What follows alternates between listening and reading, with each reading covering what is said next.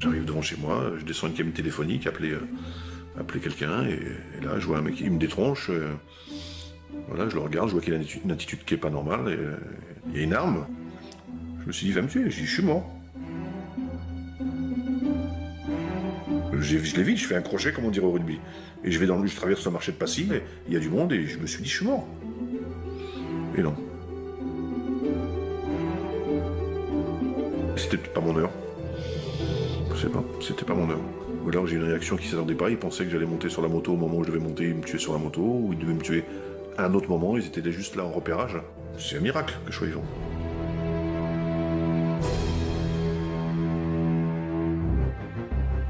Karim Maloum, ex-braqueur de l'équipe mythique de la Dream Team, l'un des gangs les plus connus du grand banditisme dans les années 90.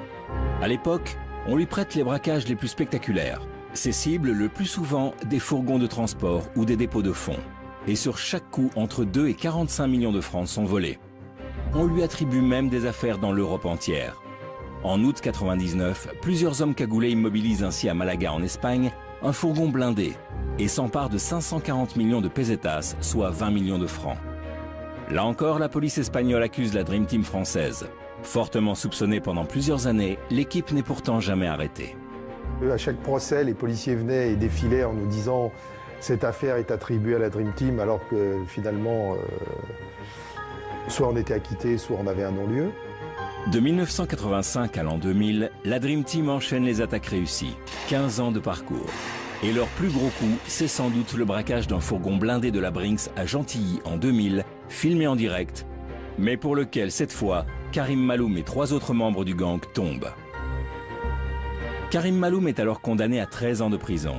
Relâché en 2010 en liberté conditionnelle, il doit pourtant à nouveau vivre en cavale, traqué cette fois par des ennemis du milieu, pour, semble-t-il, une sombre histoire de règlement de compte. On me demande quelles sont tes occupations aujourd'hui, j'essaye de ne pas me faire tuer, j'essaye de survivre. Après avoir échappé à 2 tentatives d'assassinat, Karim, encore en liberté conditionnelle en 2012, accepte de témoigner et de raconter son histoire. Mais pour le rencontrer, il aura fallu faire preuve d'une grande discrétion afin d'éviter de le mettre plus en danger encore. Il nous donne rendez-vous dans le sud et nous reçoit dans une de ses planques. J'accepte aujourd'hui de parler, au cas où certains voudraient me faire taire à jamais. J'ai un devoir de transmission, il y a un devoir de mémoire vis-à-vis de ma famille, de mes enfants. Karim Maloum de la Dream Team, ça veut rien dire du tout.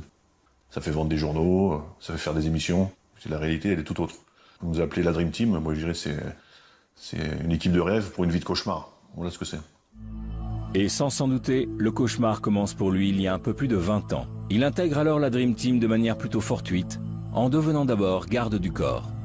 Un jour, un ami, dans les années 90, me dit « Est-ce que Karim, ça t'intéresserait pas d'être garde du corps ?» Je dis « Mais moi, j'ai jamais été garde du corps de ma vie, je sais pas ce que c'est. » Il me dit « Mais non, vas-y. » Donc j'y vais, comme ça, là, comme on dit, comme on dirait, au flanc. J'ai travaillé pour un marchand d'art, et puis après, je travaillé pour un homme qui était à Abidjan. Donc voilà, j'ai fait ça pendant 5 ans. Je m'occupais des enfants, j'étais leur homme de confiance. Je vivais comme un milliardaire sans être milliardaire, quoi. Dans ce milieu de la protection rapprochée, on rencontre toujours un peu des gens des marginaux, voilà. On va dire des aventuriers ou des gens qui font le chose. Toujours un gars me propose de monter au braco avec lui. Je lui dis, mais moi j'ai jamais braqué de ma vie, hein. Pourquoi tu me demandes à moi? Et le gars me dit, non, mais j'ai entendu parler de toi, que t'es quelqu'un de correct, tout ça. Et ça a démarré comme ça. Moi j'ai toujours voulu affronter mes peurs. Donc je me suis dit, est-ce que je suis capable de faire ça? Est-ce que c'est pas la façon de vaincre une de mes peurs? Karim n'avait jusqu'ici jamais joué les gros bras. Jeune, rien ne le prédestinait d'ailleurs à être un voyou terrorisant la société. J'étais un enfant timide, introverti, qui rougissait. C'était un peureux petit, un peureux. C'était pas le dur à cuire, le caïd. Non, pas du tout. Mais alors pas du tout. Hein, non. C'était moi qui le protégeais même. Karim grandit ainsi à Paris aux côtés de sa grande sœur Isabelle, de son frère et de ses parents. Ces derniers tiennent une affaire qui tourne dans la restauration. Gâtés, chéris, les enfants ne manquent de rien. Seulement voilà, adolescent, Karim va vivre un événement déterminant dans la suite de son parcours. À l'âge de 14 ans, j'ai eu de graves problèmes de santé sur Paris. Je faisais pneumonie, congestion pulmonaire, malade coup sur coup, j'arrêtais pas. J'avais ce médecin qui s'appelait Dr Wolf à l'époque, et qui dit à mon père, ça me reste en mémoire toujours, ça partira jamais. Il dit à mon père, si vous voulez votre réussite sociale, restez sur Paris, vous avez votre hôtel, votre restaurant, votre maison à la campagne, votre appartement dans le 15e. Maintenant, si vous voulez la santé de votre fils, il faut partir. Il faut partir dans le sud, pour ses poumons, pour ses bronches. Et en l'espace de 15 jours, mon père a tout vendu. On s'est retrouvé dans une 204 avec la remorque, les chiens, la famille, à partir dans le sud alors qu'on connaissait personne. Direction Perpignan, où Karim arrive finalement à s'épanouir et à recouvrer la santé. On est arrivé dans une région du rugby, Perpignan, donc on ne pouvait pas faire autrement que je jouer au rugby. Et pour moi, le rugby, je pense, ça a apporté beaucoup de choses. Ça a changé ma vie. Le rugby a changé ma vie. Ma façon de voir les choses et de me comporter vis-à-vis des gens. Il devient même rugbyman professionnel au sein de l'USAP, le célèbre club perpignanais, l'un des plus titrés du top 14 en France. Une nouvelle vie réussie pour lui, ce qui n'est à l'époque pas le cas de sa famille. Quand on est arrivé à Perpignan, mon père n'a pas voulu reprendre de restaurant ni de bar, il a voulu s'occuper de l'éducation de ses enfants. Donc leur situation financière a périclité. Ils ne me l'ont jamais reproché, mais en tant qu'enfant, on a toujours ce souvenir, à 14 ans, que vos parents abandonnent leur réussite sociale pour la santé de leur enfant. Donc quelque part, vous vous sentez coupable. Quand vous voyez vos parents dans une mauvaise posture financière, vous dites c'est un peu ma faute. Jusqu'à l'âge adulte, Karim porte ce fardeau secrètement. Alors le jour où on lui propose de participer à un braquage, il accepte, pour ses parents. Je me suis dit, je ne peux pas les laisser comme ça. Hein, donc j'accepte. Je me suis dit, ça va aller plus vite. Moi, j'ai basculé essentiellement pour ça. Voilà. J'ai pensé que c'était un raccourci. J'ai pensé prendre un raccourci. Bon, j'ai pris un vrai labyrinthe. Et quand on est braqueur en herbe, on fait forcément des erreurs de débutant. Le premier braquage, quand il faut mettre une cagoule, écoute, je la mets à l'envers. Il n'y a que moi qui me suis rendu compte, hein, mais bon, c'était, voilà, c'est un peu, c'est burlesque, mais bon, c'était ça. Je trouvais pas mon calibre. J'avais une arme, elle était dans deux blousons, je l'ai même pas sortie. J'ai poussé une gueulante, un cri, pour que tout le monde se mette à plat ventre. Et je me suis dit, c'est que ça. L'affaire s'est faite en 5 secondes. J'ai pas sorti d'arme, je voyais rien. J'ai dit, putain, on est parti avec de l'argent. J'étais vraiment un novice. Un novice qui apprend vite et rejoint donc le gang le plus redoutable en matière de braquage, qu'on surnomme très vite la Dream Team. Une référence à la fameuse équipe de basket américaine, forte de ses exploits lors des JO de Barcelone en 92, et considérée comme la plus grande de tous les temps. Karim Maloum et ses collègues seraient ainsi les Michael Jordan et Magic Johnson du braquage. L'expression Dream Team vient d'ailleurs des policiers eux-mêmes qui, à un moment donné, considèrent que c'est le gratin du banditisme qui se réunit, puisque vous avez des gens qui viennent de Perpignan, de Lyon, de Marseille, de Corse, de Toulon, de Paris, et ça forme une espèce de Dream Team. À part 2 ou 3 qui étaient vraiment ancrés dans le banditisme, d'autres c'est tous des révoltés un peu de cette société dans laquelle on ne se trouvait pas. Donc c'est un peu ça, c'est sans doute que les policiers ont du mal à nous mettre la main dessus, c'est sans doute par rapport à ça, parce qu'on rentrait dans aucun critère. Donc voilà, je crois qu'il y en a un, le premier braquage qu'il avait fait, c'était pour payer ses ouvriers, il n'arrivait pas à payer ses ouvriers, il a fait son premier braquage pour payer ses ouvriers. L'autre c'était pour assurer l'entreprise de son père, moi c'était par rapport à la situation financière de mes parents. Donc on s'est retrouvés un peu dans... On avait des valeurs communes. Voilà. Un des premiers braquages sensationnels qu'on leur attribue, c'est celui d'un avion d'Air Inter sur le tarmac de l'aéroport de Perpignan le 13 août 1996. Un Airbus A320 d'Air Inter Europe a été braqué par un groupe d'au moins 4 hommes sur l'aéroport de Perpignan vers 18h30. Ils ont filé butin en poche. Les précisions de Benoît Thévenet. 18h20, 3 fourgonnettes forcent un portail d'accès aux pistes de l'aéroport de Perpignan. Les 3 véhicules s'immobilisent devant l'avion qui effectuait une manœuvre en bout de piste.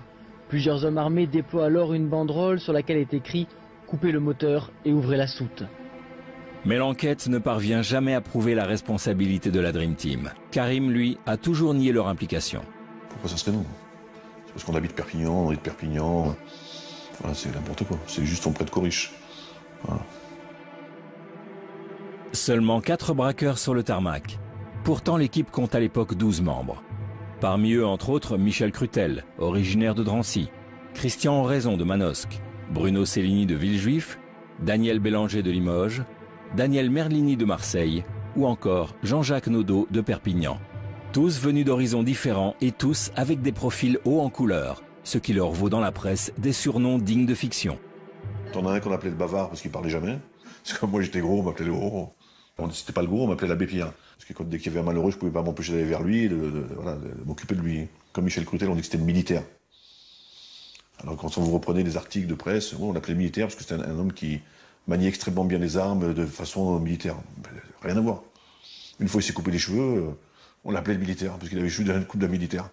Donc c'était des boutades. Le gros, la fripouille, le commerçant, son Altesse, Pinochet, Babar ou encore le Grand Blond se réunissaient ainsi régulièrement pour préparer leur coup. On était une entreprise familiale. Voilà. Pour résumer l'équipe.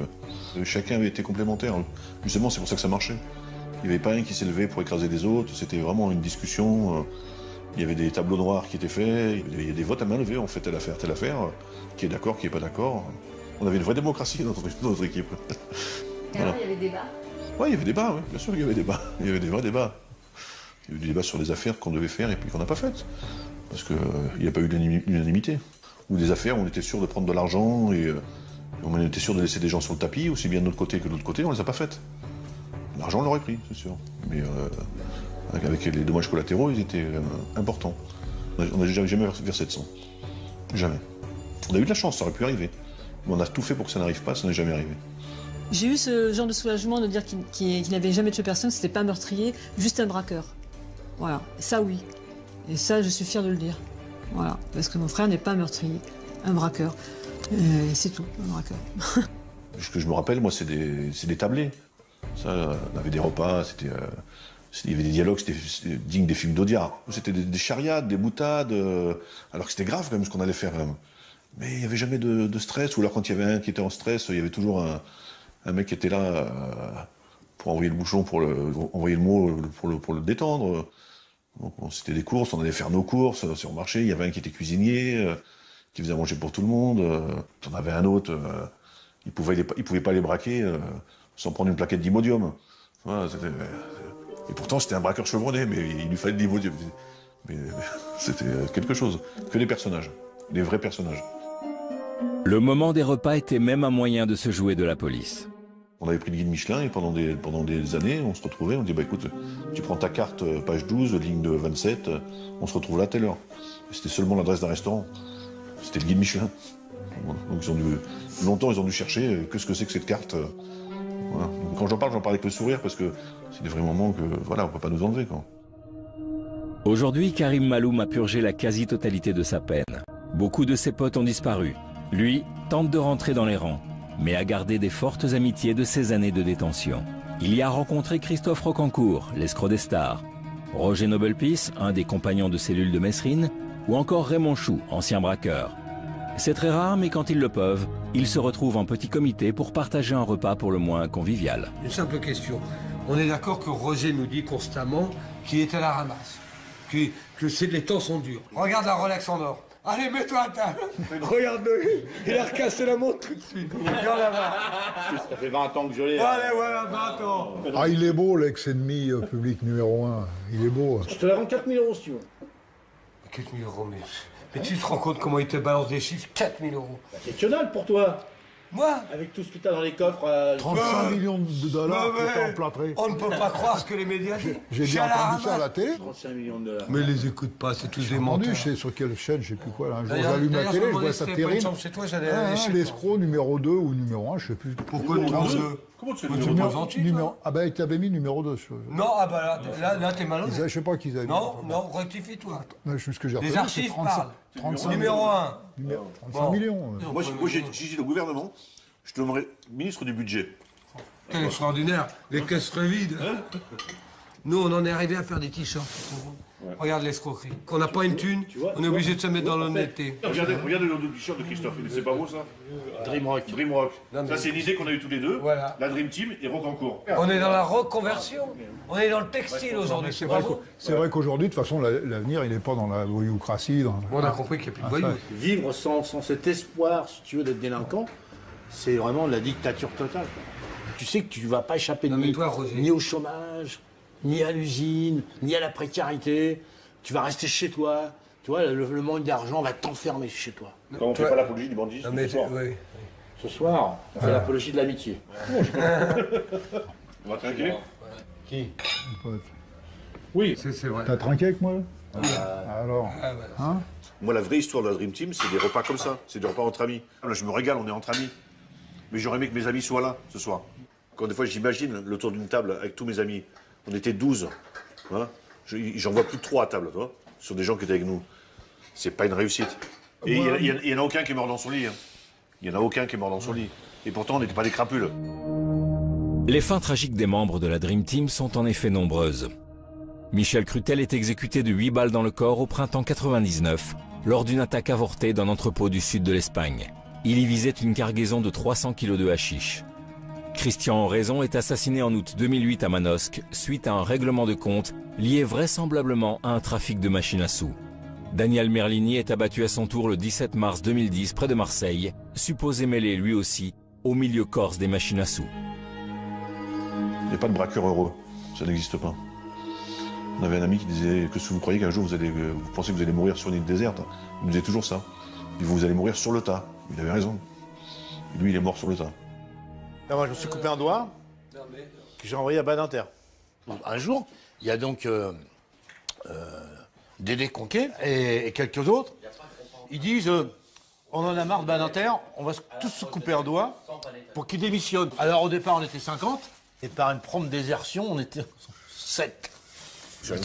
Guillon n'arrivait pas à se couper. Et Guillon, alors j'ai attrapé Guillon. Ah, je suis bien tenu, toi. J'ai mis la main comme ça, le couteau comme ça, et Stelno est arrivé, paf, le doigt. Oh, et c'est qui l'a coupé ton doigt, toi? Pareil, c'est Dédé qui me l'a coupé. Ah ouais? Et moi, j'ai coupé celui de Dédé. Parce que Dédé, c'était mon pote. Il a été condamné avec moi dans l'affaire de la gare du Nord. Mec, la faute, t'as pas de chance, toi.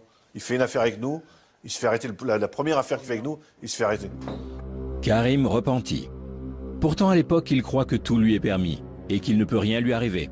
Jusqu'au 14 octobre 98, où l'équipe prépare un braquage gare du Nord qui tourne mal. On nous donne le tuyau, comme quoi il y a des gens qui vont arriver de Belgique, avec des pièces d'or dans les valises, et puis de l'argent, dont on décide de faire cette affaire, on est plusieurs sur cette affaire. Donc tout simplement, on n'avait même pas eu besoin d'armes sur cette affaire, parce que c'était ni plus ni moins un arrachage. Voilà, comme on dit, un arrachage, les gens sont arrivés avec les valises, on leur a pris les valises, on les a bloquées, on est parti. Le rôle de Karim, c'est simplement de casser une vitre, comme il est baraqué, ancien deuxième ligne, et de sortir le type, et de lui prendre la mallette et de partir. Donc après, il se fêtait qu'on avait la police sur place ce jour-là. Ils étaient là aussi comme par hasard. Ils avaient eu une boule de cristal ce jour-là, ils étaient là. Ils nous attendaient. Donc après, on a une course-poursuite avec eux dans les rues de Paris, quoi. Et puis après, je crois qu'on se fait redresser par rapport à une écoute téléphonique, quelqu'un qui allume son téléphone. Ils ont encerclé la résidence. Il y avait le raid qui se mettait en place. Je sais pas si vous avez vu le film Léon, qui a des boucliers devant une porte avec des... c'est passé pareil. On a été encerclés dans l'appartement dans lequel on était. Ça a eu des négociations pendant des heures. Il y avait Dédé Conquet dans l'appartement, et André Conquet, Daniel Merlini et moi. On est resté quelques heures quand même avant de se rendre, quoi. Donc il y a beaucoup de choses qui se passent dans la tête, quoi. Donc est-ce qu'on se rend, est-ce qu'on se rend pas? Il y en avait un qui voulait se suicider, je dis ça va pas, je vais pas me suicider. Il y a personne qui voulait sortir en premier. On a tiré la courte paille pour celui qui allait sortir en premier, parce que c'est sur celui qu'ils allaient sauter. J'ai perdu. Je suis sorti en premier, donc voilà, ils nous ont sauté dessus, mais bon, ça va, on avait pas d'armes. C'est un plaquage, hein. Au rugby, les plaquages, vous en prenez 15 par match, hein. Vous faites piétiner avec des crampons, alors c'est pas des gens avec leurs chaussures en plastique qui vont faire de l'effet, quoi. Je me fais arrêter comme pour un vol à main armée en flagrant délit. Je me dis, bon, je suis parti pour 5-6 ans. Voilà. Donc les policiers sont très contents parce qu'ils arrêtent à l'époque des membres de la Dream Team sur cette affaire. Et il s'avère que l'instruction dure pendant 7-8 mois. Et au bout de 7-8 mois, il y a une nullité qui apparaît. Et je m'en souviens très bien puisque c'est moi qui l'ai trouvé. Donc j'ai discuté avec le juge et il a vu qu'effectivement, il ne pouvait pas garder certaines personnes, dont Karim Maloum. Donc on sort sur un vice de procédure. Mais je le soupçonne de l'avoir fait exprès. Je pense toujours que l'erreur elle a été faite sciemment parce qu'ils ne nous avaient pas tous arrêtés. Ils préféraient avoir la totalité de l'équipe, pensant qu'on allait se regrouper, qu'on allait faire une affaire ensemble et qu'ils auraient tout le monde. Et les heures de gloire de la Dream Team se termineront 2 ans plus tard, le lendemain de Noël à Gentilly, au cours d'un hold-up spectaculaire d'un fourgon de la Brinks. 42 millions de francs sont alors dérobés. Il y a une info, il y a un fourgon qui passe là, il y a de l'argent. On ne sait pas la somme exacte, hein, personne ne sait exactement combien il y a dedans. Hein. Après, vous travaillez dessus. Un fourgon blindé, c'est une préparation particulière. Tout le monde a un rôle bien déterminé. Tu as celui qui va poser la charge, il y a celui qui va bloquer les roues, il y a celui qui va sécuriser le périmètre, il y a celui qui va neutraliser les convoyeurs pour pas qu'ils pensent à un moment sortir leurs armes et qu'il y ait une fusillade qui sert à rien. Voilà, il y a celui qui va bloquer le camion avec sa voiture, il y a le camion qui va arrêter devant. Donc chacun a son rôle. Et c'est vraiment, il faut être vraiment synchro, quoi. C'est-à-dire qu'on va dire mettons qu'il y ait 12 personnages, il ne faut pas qu'il y en ait un qui ait une défaillance, sinon c'est tout qui part en vrille. L'avantage, entre guillemets, de la Dream Team par rapport à d'autres équipes de l'époque, ce qui se faisait à l'époque au niveau braquage, c'était quand même une préparation minutieuse, style commando, style militaire, avec une très grosse préparation avant, pendant et après les affaires. Seulement voilà, la Dream Team n'est plus au complet. Plusieurs de ses membres sont morts, il faut donc faire appel à des invités, comme ils disent dans le jargon. Et pour la première fois, le gang opère avec une autre équipe. C'est un mélange des genres. C'est pas bon le mélange des genres. On est passé au travers, on va dire, pendant des années. Parce qu'on est resté entre nous, on a vécu en autarcie. On s'est mélangé avec personne. Je dis pas que c'est de leur faute, tout ça. Moi, je le pense.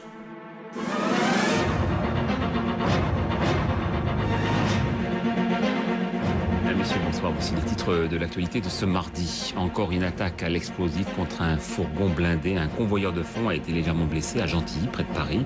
Un commando fortement armé avait tiré au lance-roquettes contre 2 fourgons de la Brinks.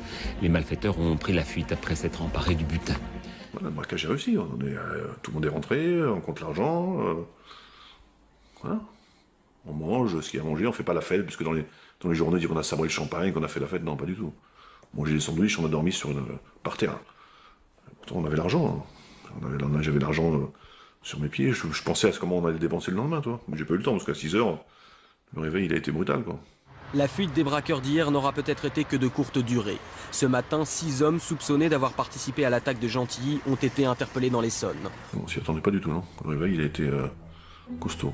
Quand on arrive à 6 h du matin, qu'il y a 20 ou 30 mecs cagoulés qui arrivent, voilà. On se rend compte aussi ce que ça fait quand nous, on arrivait cagoulés aussi. Voilà. Donc c'est un peu aussi un juste retour aux choses. C'est l'impact psychologique que tu peux avoir sur des gens, ça peut être choquant. Donc on va dire qu'on a été choqués. Voilà ce que les policiers ont découvert tôt ce matin dans un pavillon de la banlieue sud. Une cinquantaine d'armes à feu, des armes de poing, mais aussi des fusils d'assaut, à côté de stocks d'explosifs et de détonateurs. En même temps, 6 hommes étaient interpellés. 4 d'entre eux sont fichés au grand banditisme. On se fait arrêter dans la planque Merlini, Cellini, Nodo et moi. 4. Je me revois attaché dans la cuisine avec Merlini, parce qu'ils nous avaient mis à part. Je sais pas pourquoi Merlini et moi, ils nous avaient mis de côté dans la cuisine. Je suis quand même bien amoché, parce qu'ils m'ont bien savaté, comme on va dire. Donc je suis en sang, toi. Je m'en parlais toujours, ils appellent un médecin, SOS médecin. Le médecin, SOS médecin, il arrive là-dedans, et c'est comme une pièce comme ici, quoi. Et puis elle est bourrée d'armes. Il y a des lance-roquettes, il y a des fusils mitrailleurs, il y a une tonne de cartouches. Donc il arrive là, il me dit, il est en train de me soigner, il me dit, mais comme ça, il me fait, je sais pas ce que vous avez fait. Il me dit, bon courage, il m'a dit. Comme ça, il me dit, mais le médecin, c'était, tu vois, même là, il y avait même là que c'était critique, j'étais obligé de rire, tu vois. Voilà. Quand ils nous ont arrêtés, pour eux, c'était, voilà, c'est une réussite, hein. On va dire ce qui est, hein. Comme un policier m'a dit, il me dit, je lui disais, t'es en train de prendre du grade. Lui, il m'a dit, toi, t'es en train d'en perdre. Il avait raison. C'était ça. Voilà. Outre les armes, sur place, la police retrouve donc une bonne partie du butin. 20 millions de francs, il retrouve. Et les autres 20 millions de francs? Évaporés. Avec les gens qui sont évaporés.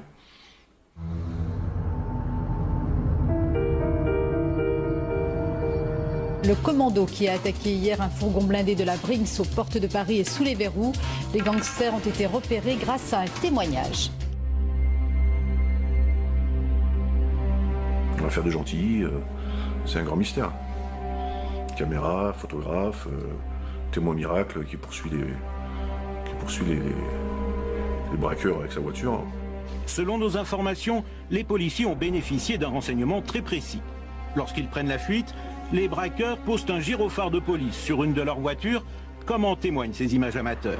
Mais sur l'autoroute, une des voitures du gang fait une queue de poisson à un automobiliste qui du coup aurait suivi le véhicule des braqueurs jusqu'à la planque, ce pavillon de banlieue. Là, Il aurait vu les malfaiteurs débarquer leur butin. Prévenus, les policiers n'ont pas manqué le coup de filet. La version officielle, c'est un homme qui avait le café à côté de l'hôtel. Il faisait le baptême de son fils. Il a entendu des coups de feu, il a entendu du bruit. Il a pris son appareil et il a filmé la scène. Mais on lui a demandé de fournir des cassettes du baptême de son fils, puisqu'il avait commencé. Il n'en a jamais eu. Il y avait un photographe aussi qui était là aussi, qui a vendu ses photos à Paris Match, qui était là aussi. Il fêtait son pot de départ et il a eu un appareil photo. Et il a pris des photos. On n'a jamais retrouvé mon avenir quand témoin, il est parti vivre dans les îles, je crois. Impossible, inconnu au bataillon, un photographe. Et après, il y a eu le fameux pilote Fangio qui aurait poursuivi les gens jusqu'à la maison parce qu'il a vu des voitures passer à 200 à l'heure avec des hommes en cagoule et des brassards police. Qu'est-ce qu'il fait? Il les poursuit pour les arrêter. Parce qu'il faut arrêter la police quand même, on ne sait jamais. De là, ce que ce ne soit pas des vrais policiers, tout ça. C'est tout et n'importe quoi. Ouais. Je pense personnellement, après avoir vécu toutes les années Dream Team et toutes leurs affaires judiciaires, qu'il y a eu des affaires données, il y a eu des indicateurs, mais qui venaient jamais du noyau dur. Il a fallu vraiment qu'on se fasse infiltrer par quelqu'un. L'histoire du type qui a suivi les bagnoles de police avec une voiture jaune, tunée, et qui les a vus rentrer dans un pavillon, ça a fait rigoler tout le monde. Ce jour-là, la sœur de Karim est loin de se douter dans quel pétrin est son frère. Elle et sa famille l'imaginent en mission de protection rapprochée à l'étranger. Son avocat m'appelle, elle me dit que mon frère s'est fait arrêter. Donc je ne sais pas pourquoi. Et là, j'apprends ce qu'il a fait. Ils sont tombés des nues, quoi. Ça m'a choqué de voir les images de ce braquage parce que c'est mon petit frère, dans ma tête c'est mon petit frère. J'imagine même pas qu'il puisse faire une chose pareille, quoi.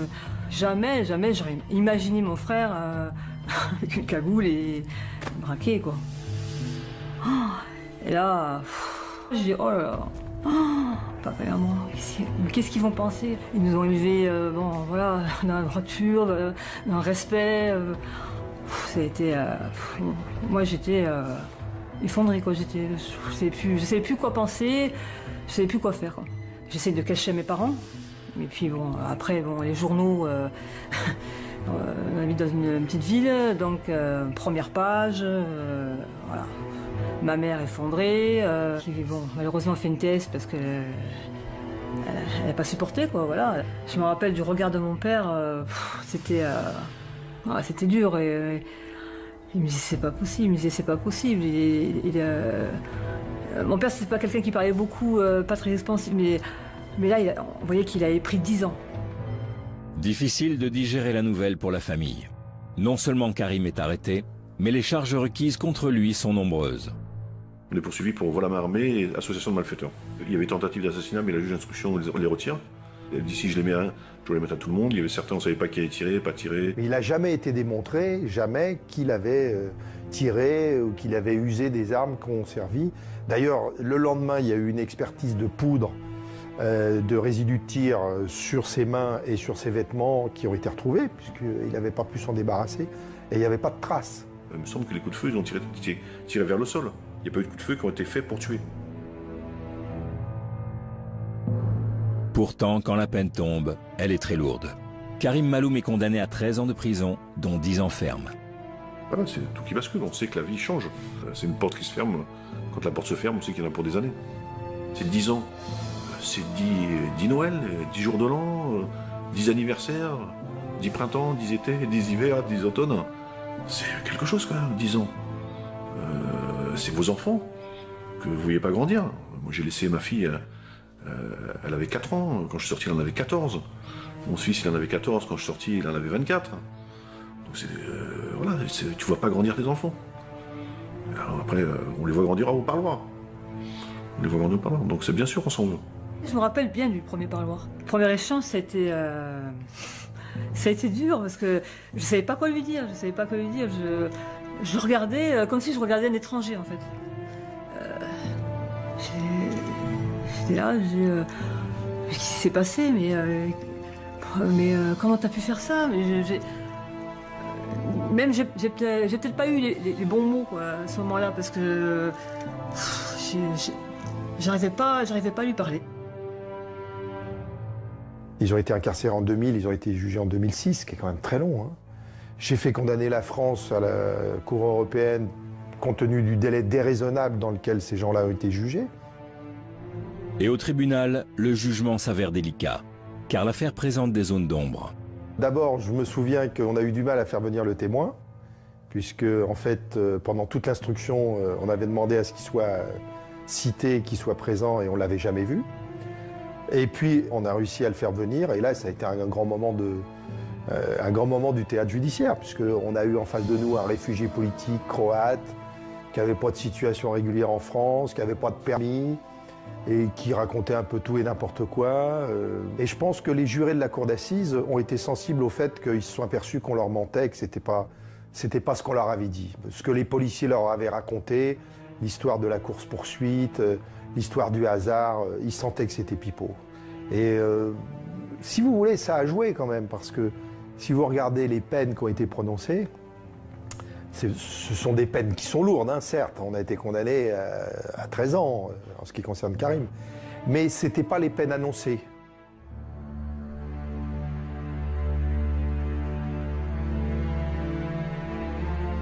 L'histoire de Karim Maloum et de la Dream Team n'est pas banale.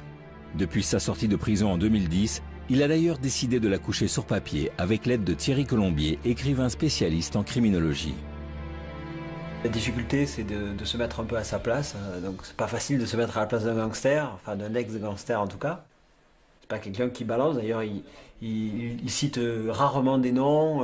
C'est très difficile à lui faire sortir des histoires, etc. Donc ça, c'est important. Est-ce qu'il me dit tout? Ça, je ne sais pas. Je ne suis pas son porte-parole. Je suis juste la personne qui va mettre des mots sur du papier. Un des gros chapitres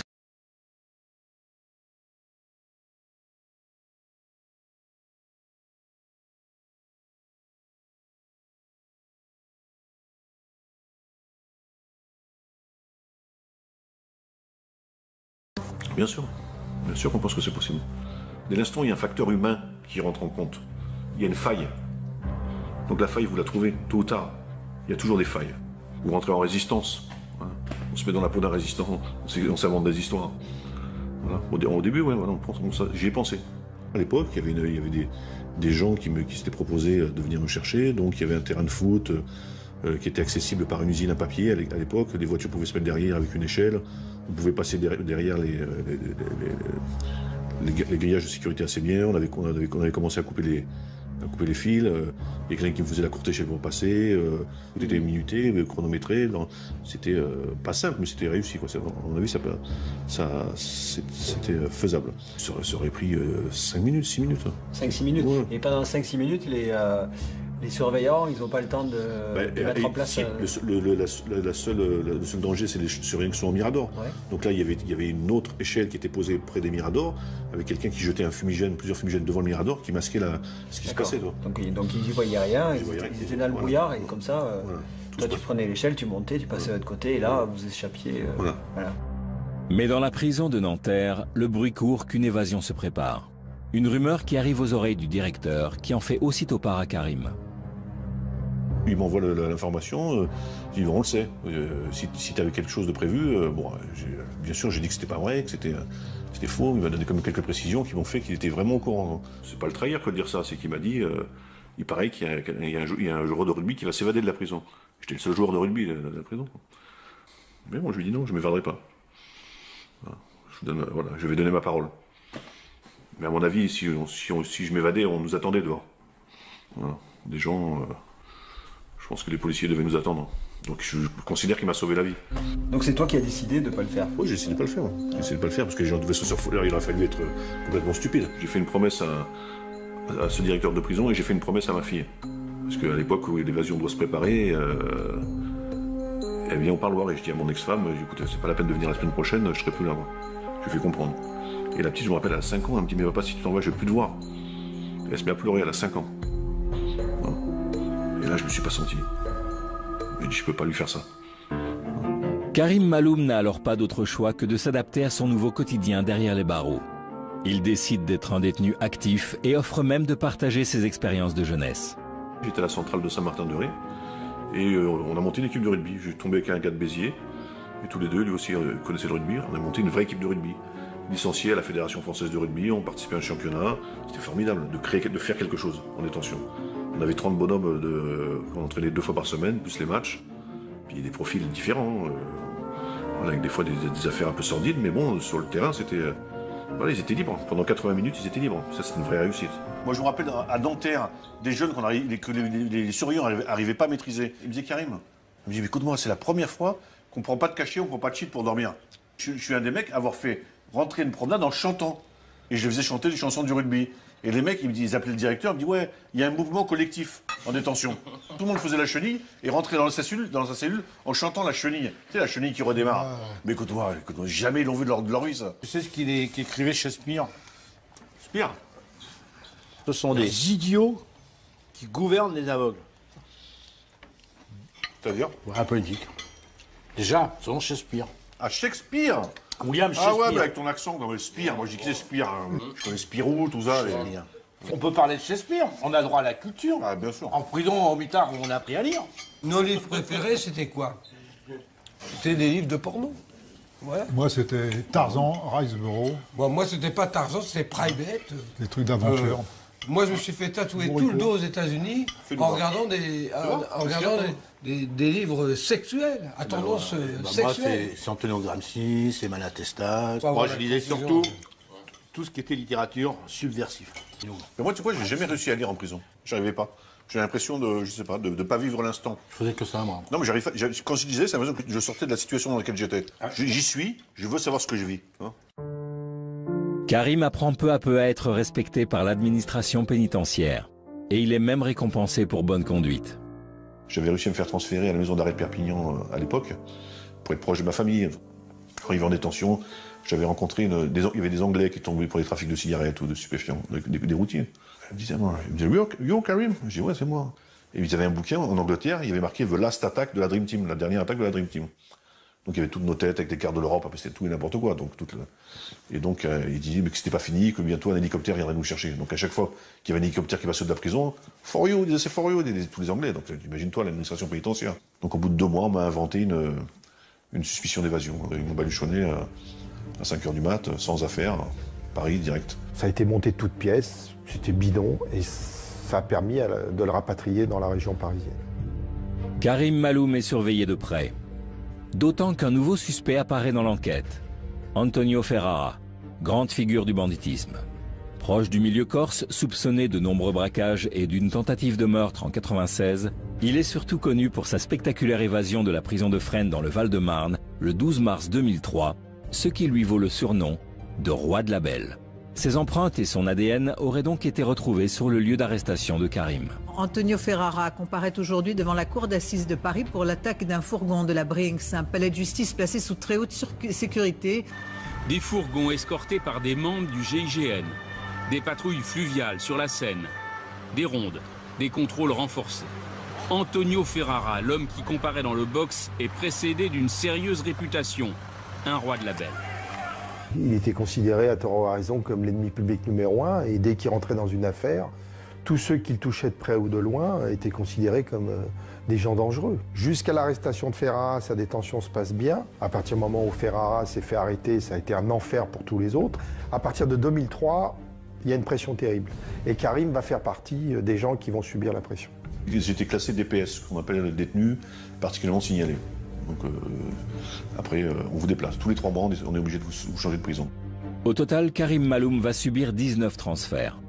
La Santé, Bois d'Arcy. Fresnes, Fleury, voilà, fait tout le tour, quoi. C'est fait pour vous faire craquer, en fait. Écroué d'une prison à l'autre, il va même passer 3 ans en quartier d'isolement. Une expérience traumatisante. L'isolement, c'est-à-dire vous êtes seul. Vous êtes seul dans la prison, vous êtes sur les toits, vous êtes isolé de la détention. Quand vous faites un mouvement, la prison est bloquée, parce que les gens n'ont pas le droit de vous voir. Donc dès qu'ils vous voient, ils vous regardent un peu, et ils pensent que tous les gens qui sont à l'isolement sont des gens qui sont là pour des crimes sexuels et qu'on protège. Donc vous vous faites insulter. Ces 3 ans, vous voyez personne, vous parlez avec personne, à part avec les surveillants. Moi je me rappelle d'une situation, des visages, vous en voyez plus. Je parlais à ma glace, je mettais ma glace devant la table, je mangeais, le seul visage que je voyais c'était le mien. Je me regardais, je me souriais. Je me rappelle d'avoir vu un parloir, il avait les yeux complètement hagards, il me regardait. Là j'ai eu peur, Il y a eu un moment où j'ai perdu la notion de l'espace sensoriel. J'arrivais plus à trouver la porte de la fenêtre. Je me suis dit, je deviens fou.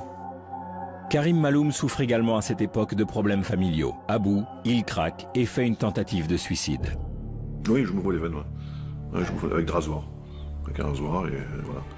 J'ai mon co-détenu qui est à côté, qui tape à la porte et qui me sauve. Karim rencontre alors Mousse, un formateur et ancien détenu qui anime des groupes de parole en prison. Une main tendue qui va l'aider à s'en sortir. Il parle beaucoup de ses enfants, il parle beaucoup de sa mère, il parle beaucoup de son père qui est malade. Et il ne parle que de ça. J'ai donné la main à mon père la première fois au parloir. J'avais jamais donné la main à mon père. J'avais 40 ans. Je lui ai donné la main. Il s'est mis à pleurer. Je voyais qu'il allait partir, quoi. J'ai vu un garçon brisé par la maladie de son père, par l'obstination de l'administration pénitentiaire à lui refuser la visite à son père lorsqu'il était malade. Ça a été refusé pour des raisons de sécurité. Vous savez, on est dans une ambiance très sécuritaire à l'époque.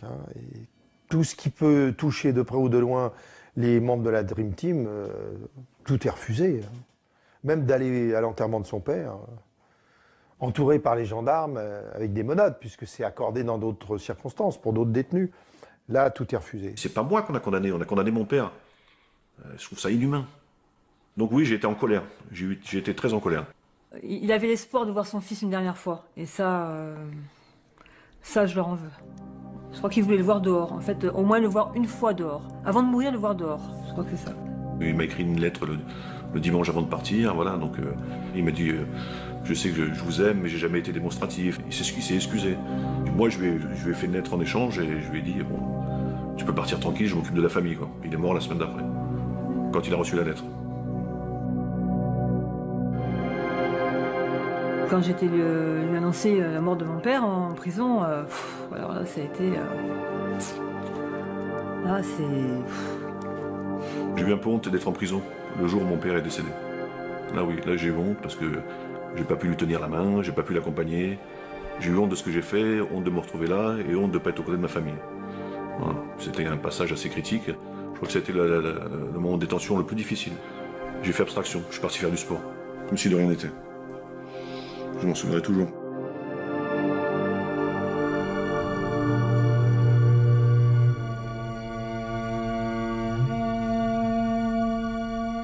Karim libre, là, c'est le soulagement complet.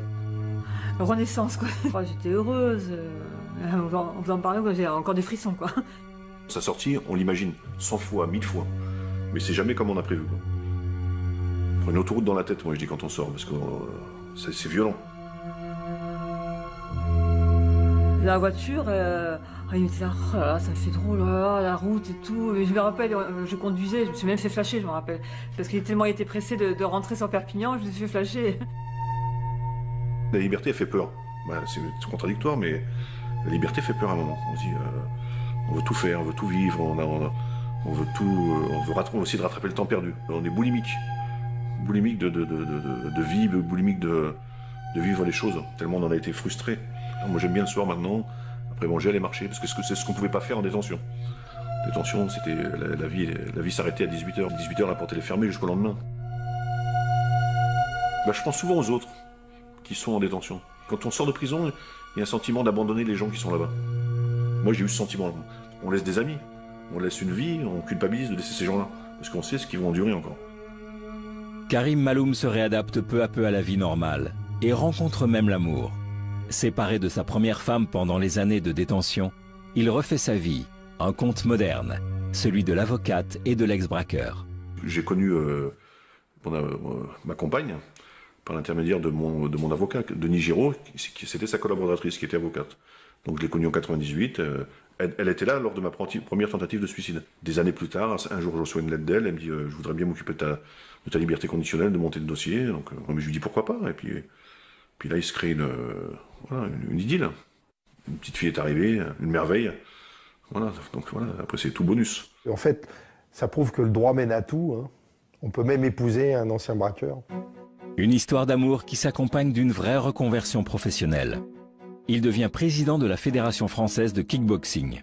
Et la prison lui inspire même une vocation. Je me suis rendu compte qu'en détention, il y avait des gens qui ont fait des 10, qui font des 10, des 15, des 20 ans de prison et qui pensent qu'ils sont inutiles quand ils sortent.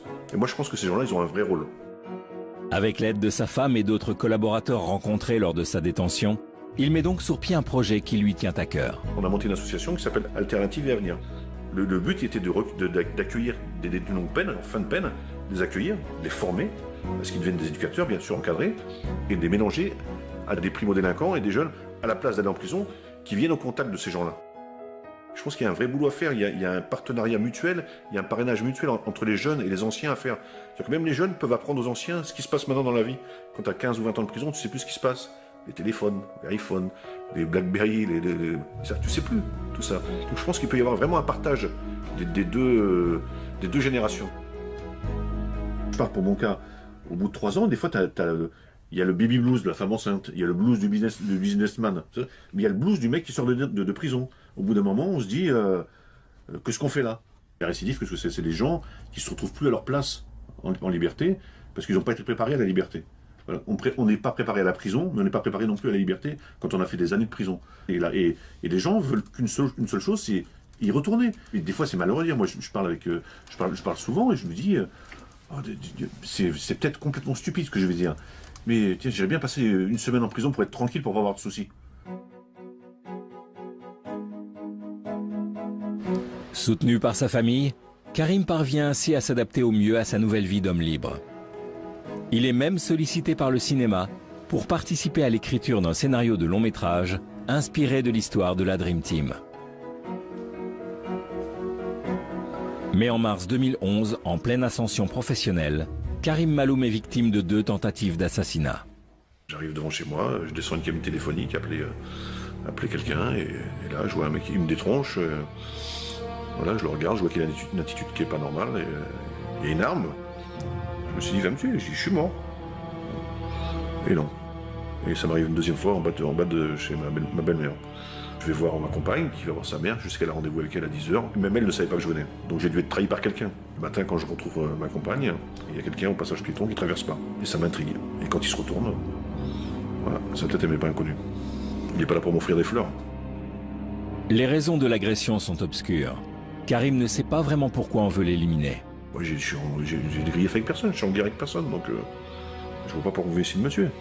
On a tué Daniel Merlini. Pourquoi? Je sais pas, on le saura un jour. Un an après, on essaye de me tuer. Est-ce que c'est un rapport? Voilà, j'essaie de comprendre. Pendant 3 ans, il m'arrive rien. D'un seul coup, je vais à l'enterrement de Daniel Merlini. Je porte le cercueil. Soi-disant, je ne dois pas porter le cercueil, parce que quand on porte le cercueil, ça veut dire qu'on réclame vengeance. Est-ce qu'on essaie de m'éliminer? Croyons que j'allais venger Daniel Merlini, peut-être? Est-ce que les gens se sont sentis en danger? Je sais pas. Voilà. C'est mon ami. Je porte son cercueil. Voilà. Qui veut la peau de Karim? Qui sont ses ennemis? L'ex-braqueur a quand même sa petite idée. Je suppose les connaître. Je ne dirai pas qui c'est. Pourquoi faire? C'est un code que j'enfreinerai pas, que je le ferai pas. J'essaierai de survivre, j'essaierai de ne pas me faire tuer. Après, où commence la légitime défense? Faut se poser la question. Les saloperies, on n'en a pas faites. On nous en a fait, nous, des saloperies. Des gens sont mal tenus avec nous, sont mal comportés. Mais pas nous. Donc maintenant, c'est des gens qui sont mal comportés qui essayent de nous éliminer. Karim se rend à l'évidence. Il ne peut plus vivre en toute sérénité sans se méfier. Sa vie doit donc changer. Ils ont mon adresse, mais après, je peux pas y rester, parce que si ils ont mon adresse, s'ils en trouvent une fois, ils la trouveront 2 fois, parce que c'est des gens qui ont un réseau. C'est des gens qui travaillent avec beaucoup de gens, d'univers différents. Vous imaginez même pas ce que ça peut être. Comme ils ont dit, on a essayé de tuer un arabe à Paris, on n'a pas réussi à l'avoir. Voilà ce qu'ils disent. Voilà. Parce que tout se sait. Voilà, c'est tout. Une nouvelle vie commence alors pour lui. Une vie de cavale qui implique de grands changements dans son quotidien. Maintenant, au quotidien, c'est compliqué. C'est très compliqué. Je suis dans la survie. Je ne vais pas savoir si mon couple il va tenir, pas tenir, si ma vie, si je vais trouver du boulot. C'est pour l'instant, j'essaie de ne pas me faire tuer. Ça comporte une vie en retrait des autres, une vie en cavale. Pas en cavale de la police, mais en cavale de certaines personnes. ça comporte une vie de famille qui est stoppée. Voilà. J'ai une petite fille de 2 ans, je la vois plus, je vis plus avec. Je préfère que ma fille ait un père absent, ou mes enfants aient un père absent, mais un père vivant. Voilà. Donc on n'a pas réussi pour le moment physiquement à me tuer, mais comme je disais, on me tue socialement, quoi. Ça oblige à reprendre certains automatismes, à revoir certaines personnes, voilà, à se marginaliser. Malheureusement. C'est de repasser des coups de fil, c'est de plus dormir plus de 2-3 jours au même endroit, c'est de reprendre certaines fréquentations, de voyager sans cesse, de bouger. Mais tout ça, ça coûte de l'argent, énormément d'argent, surtout quand l'argent, vous n'avez plus de salaire, vous n'avez plus de vie. Hein, après, comment on fait? Je peux me faire dépanner, mais après, qui dit appui financier dit rendre des comptes, exactement. Quand vous demandez de l'argent, après on vous demande des services. Donc, pour l'instant, j'en suis pas là. Mais voilà, on ne peut pas dire fontaine. À un moment, il faudra faire un choix. Mes vrais amis, j'ai pas besoin de leur dire, j'ai besoin d'aide, ils savent. Ils connaissent la situation, donc mes vrais amis, j'ai besoin de rien leur dire. Presque, ils retrouvent le Karim qu'ils ont connu quand j'étais avec eux. Alors que j'avais dit, plusieurs fois, j'ai vu l'appel des sirènes, j'avais jamais répondu, quoi. Mais dans un sens, il me dit, bah, c'est pas plus mal, au moins t'es avec nous maintenant. C'est dommage de parler comme ça, mais c'est la réalité. Comme disait mon ami, il n'y a pas d'arrangement. C'était Daniel qui disait ça. Mais quand on est un ancien de la Dream Team, il y a des codes qu'on ne peut pas enfreindre. Je ne demanderai pas la protection de la police. Ils ne sont pas là pour faire ma protection rapprochée. Ils ont d'autres chats à fouetter, ils ont d'autres choses à faire. Mais bon, comme je disais, j'ai pas envie de me laisser dicter ma vie. Je fuis pas.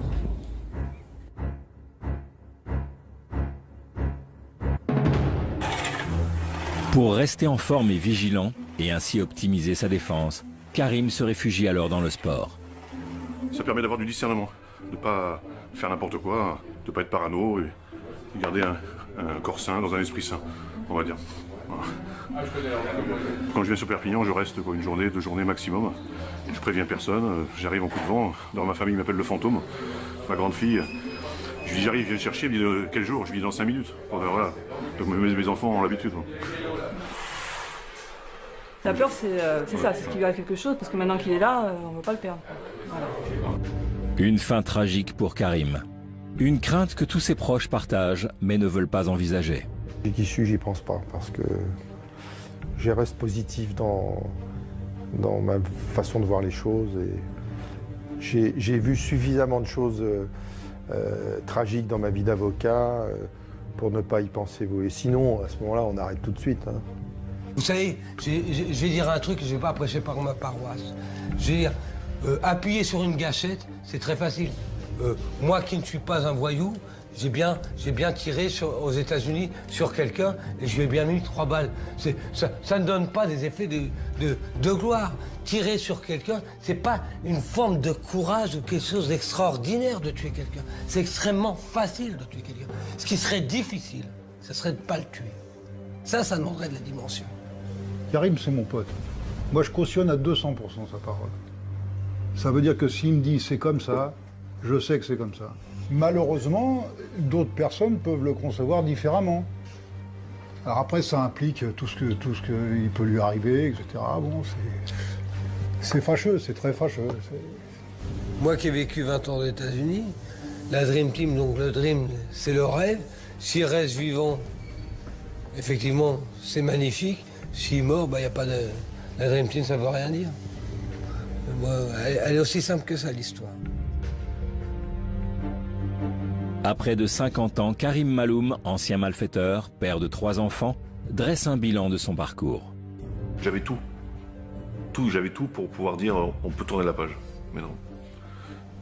On est rattrapé par son passé, c'est pour ça qu'il faut juste surtout pas, s'il y a quelque chose à dire, surtout pas mettre le doigt là-dedans. Pour les jeunes qui pensent que c'est une vie de rêve, s'ils peuvent éviter, c'est mieux. Si mon témoignage il peut servir au moins à ce qu'il y en ait un qui n'y aille pas, c'est déjà gagné. Voilà. Si demain je meurs. Voilà, je vais pas faire la politique de l'autruche, ça peut arriver. Ça peut être une interview à titre posthume que je vous fais. Mais je ne veux pas qu'on s'apitoie sur mon sort, je dis les choses comme elles sont, ce qui se passe. Et voilà, ça fait partie de ce milieu. Si tu as quelque chose à dire à tes enfants... À mes enfants? Ouais. Je suis désolé. Voilà.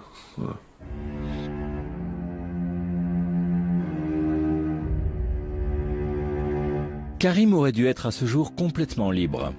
Mais le 2 juillet 2012, il est arrêté dans un appartement du 4e arrondissement parisien, mis en examen et incarcéré à la prison de la Santé après avoir été accusé par un homme de séquestration et de tentative d'extorsion de fonds. Coupable, piégé.